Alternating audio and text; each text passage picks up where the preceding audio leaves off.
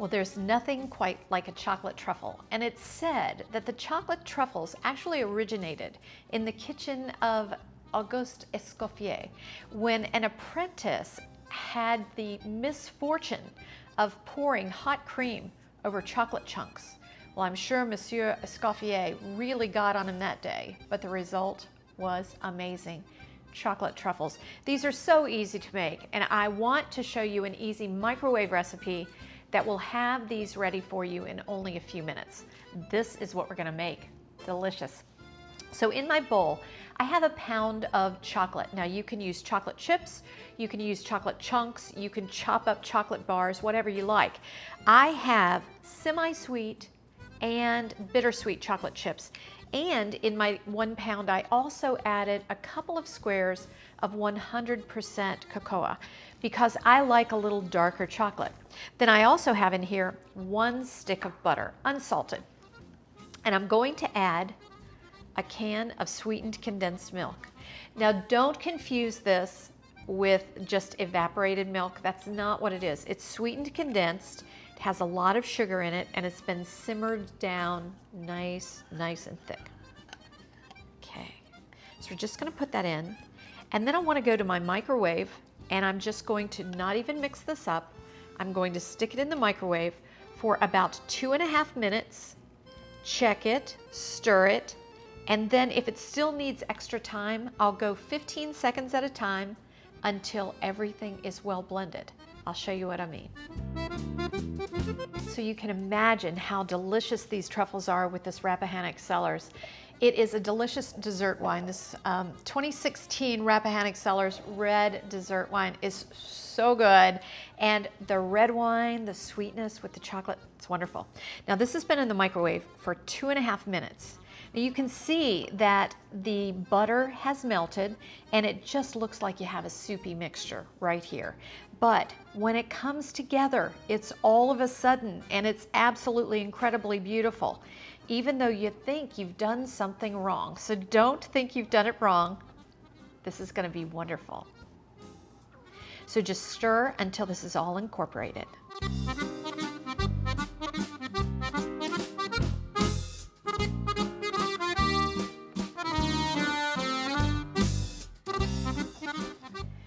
Okay, now we're getting that last bit of melted butter down into our truffles.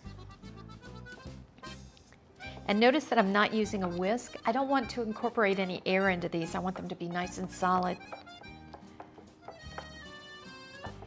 And there we go. Now I'm going to let this rest for about 20 minutes, and you can just let it sit in your bowl or until it's cooled. Make sure that the bottom of the bowl is also cooled, and then you can scoop it out and it's easier to work with. So here you can see I've got a couple different little cookie scoops, and I like to use this for my truffles, but you can just use a teaspoon if you don't have one. So for a regular truffle, I like to use one that's about 1 inch across, and it just works beautifully. Now you just want to drag that through until it's nice and even on the bottom, and then just scoop it onto a plate. Same thing with the little one. You can always do just tiny ones. If I'm dipping my truffles, I would like to use a smaller one because then they fit in the little tiny papers better. If I'm using crumbs or nuts or sprinkles or white chocolate, anything like that, I like to use a larger one. So then I want to take these truffles and just kind of roll them into a little ball, just like that. You can see how easy it is to do. And just form them into that little ball. And then we roll them through our sugar. You can put them in white chocolate sprinkles or dark chocolate sprinkles. You can put them in pecans, anything you like on a truffle. I also like to dip mine. So when I dip them, I just melt a little bit of chocolate and then I dip it down in, and I always just use a fork. And I like to use a dinner-sized fork so I have longer tines to really shake that and get that excess chocolate off the bottom. Oh, it's just great. And then I put it back on my dish to cool. And I like to use wax paper when I'm using candy because wax paper works so much better than parchment. Parchment can actually stick to the candy, as can plastic wrap. All right, so let's see what we have.